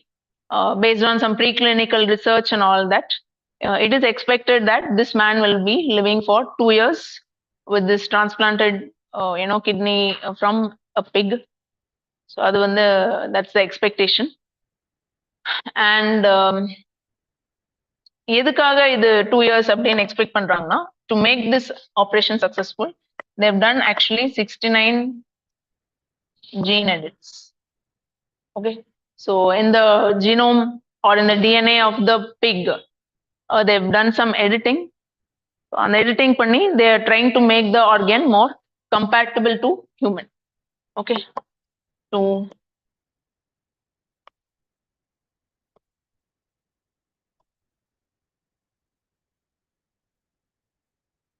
so that's the reason. So based on that gene editing and all that, it is expected that இது இன்னும் கொஞ்ச நாள் அந்த பர்சனால survive பண்ண முடியும் அப்படின்ட்டு வந்து it is just believed. And the technique which has been used for this is CRISPR. Yes.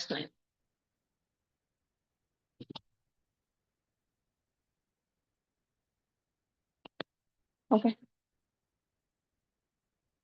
So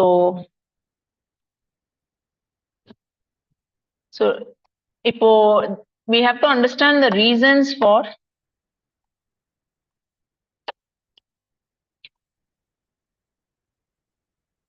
xenotransplantation from pig. Okay, the reasons for failure of xenotransplantation from pigs. So one is that the organs have genes that produce sugars leading to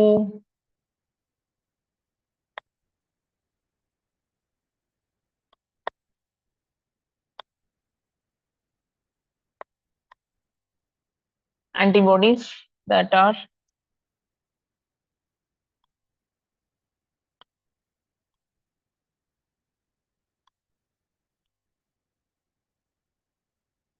okay. So when you put the organ of a pig into a human body, some sugars are released. So these antibodies are immediately recognized by the human system and actually attacked and released. Or we also actually call it as antigen. So antigen is the foreign element. Okay, so in response to that, our body will produce antibodies and rejected by humans. Okay, and next, so that was the one reason for pig organs not working. And second reason is we call it as complement mediated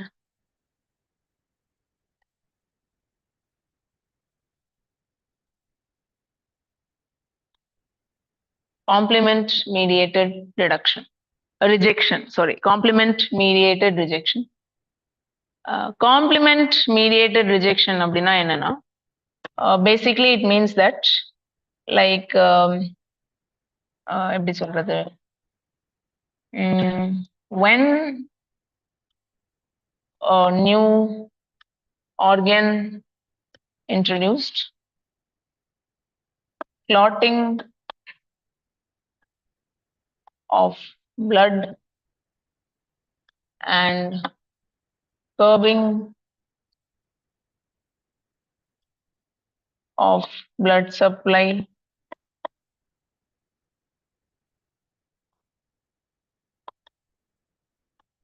organ. Okay, clotting of blood and curbing of blood supply to that organ. So complement mediated rejection. In that way, the failure can happen.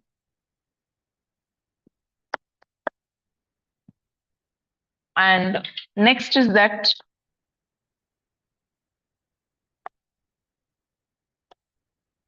okay, the genome of pig, it has some encoded viruses.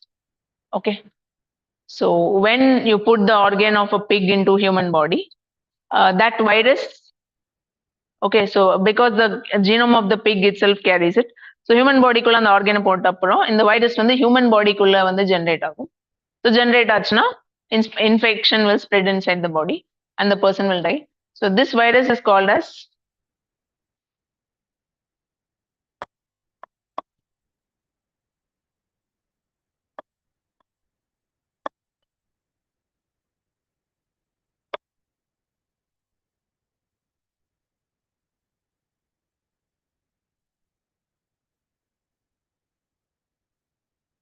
okay, porcine endogenous retrovirus.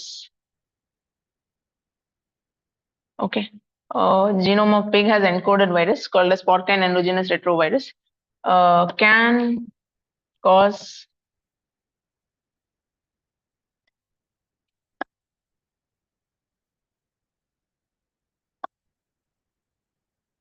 so human body will not have immunity to this virus, so there is a possibility of death. Okay, can you change? Oh, இதுதான். And so these are the main reasons, three main reasons why organ failure for failure of xenotransplantation, which happens from pigs to humans. And so when you're doing xenotransplantation from pig to human, the challenges are okay. So the challenges are like, first is organ compatibility.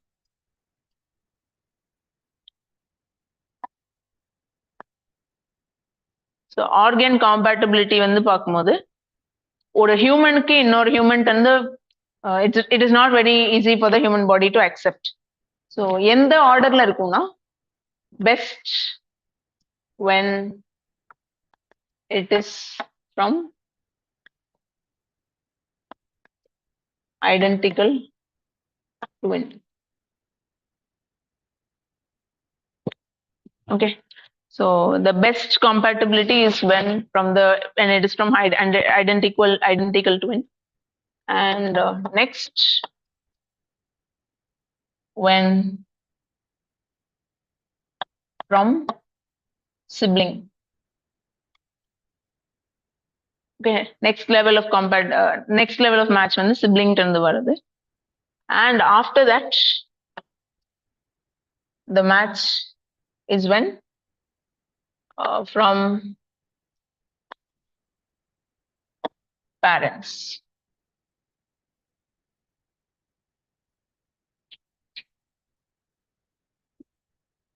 Okay, so this is the level. So இது தாண்டி வேற டிரான்ஸ்பிளான்ட்லாம் வந்து பண்ணும்போது there is possibility of rejection, but over the years anti rejection medicines have improved. Okay, so anti rejection medicines now to calm down immune system. Okay,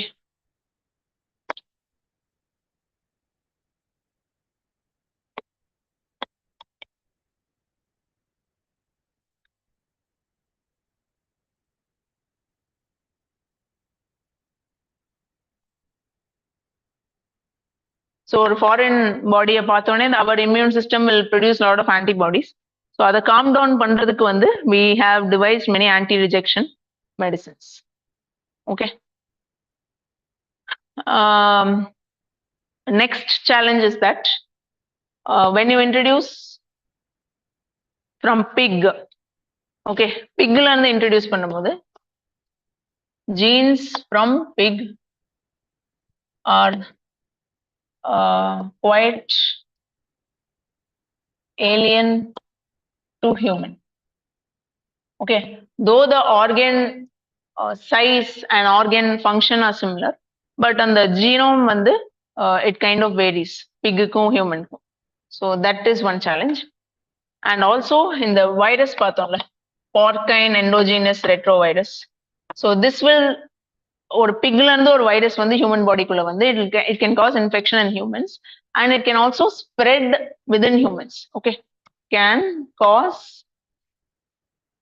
infection in host or let's say the patient, but it can also be transmitted within humans. So அது வந்து Covid மாதிரி அதுவும் ஒரு டிசீஸா spread ஆச்சுன்னா that becomes a bigger problem. So pigல இருந்து வாங்கும்போது this issue is there. So these are the main challenges and this is with respect to challenge.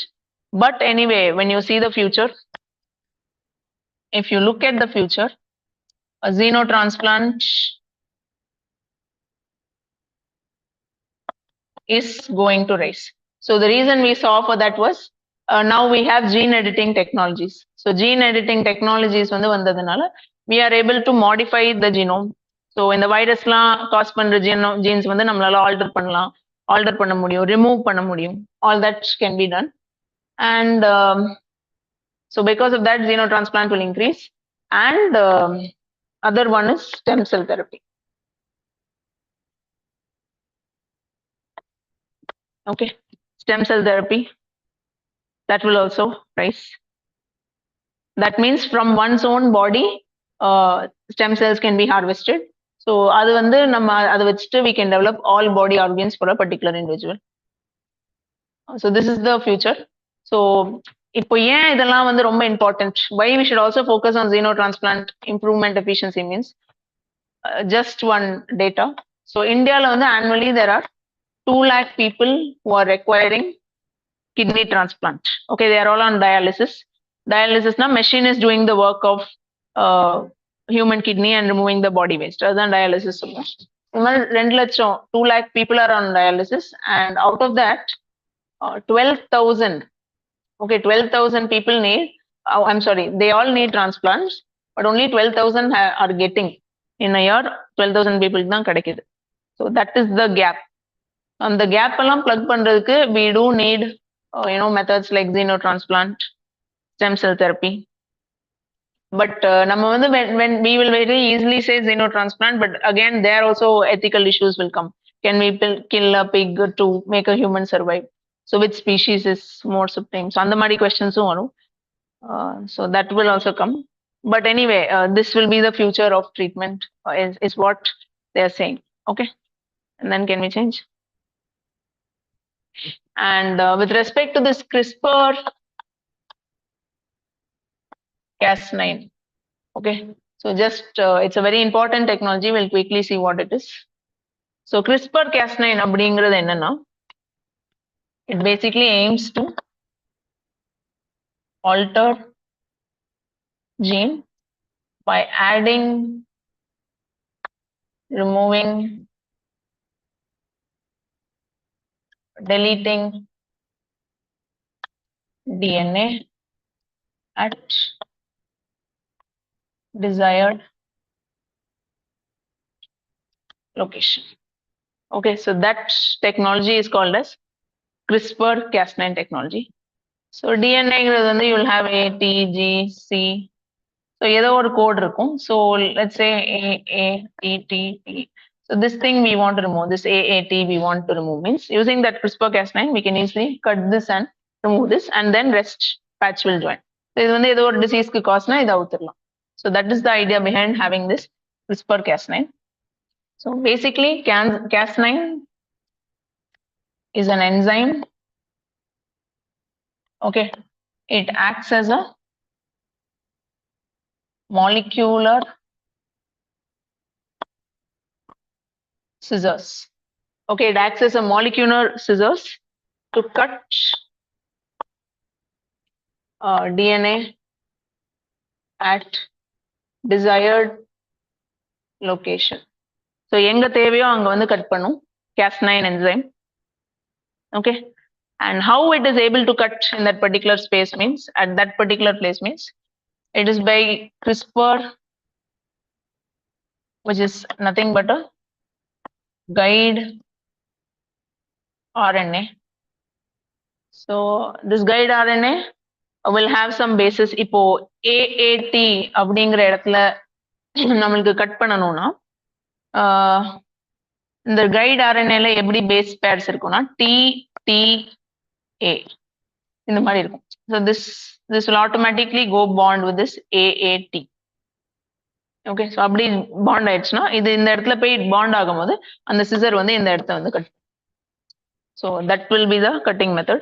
So guide RNA bonds with a specific location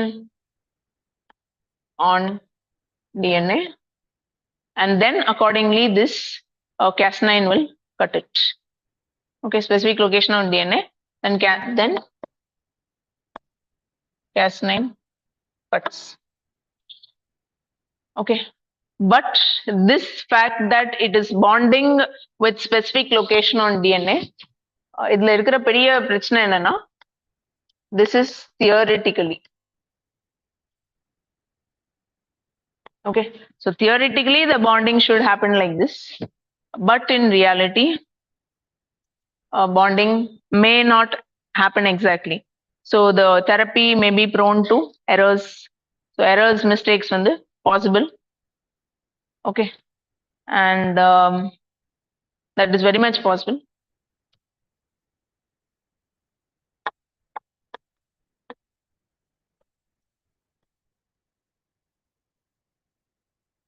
Okay, so DNA will have 2 strands, you know that, right? Yeah, this we call as double helix structure. So 2 strand இருக்கும். So theoretically அந்த கரெக்டா போய் bond ஆகி அது cut பண்ணிரும் அப்படின்னு நினைப்போம், but there may be some errors. So wrong பிளேஸ்லயும் கட்டிங் நடக்கலாம். So that is the drawback of this therapy. But using this CRISPR-Cas9 only in the genome of the pig, 69 places alteration was done.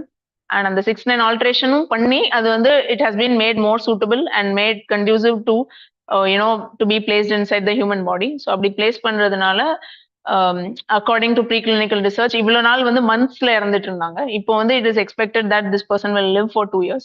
So we have to wait and watch. Okay, so that's the technology and that's the news. Okay, so with this this session is over. Okay, thank you.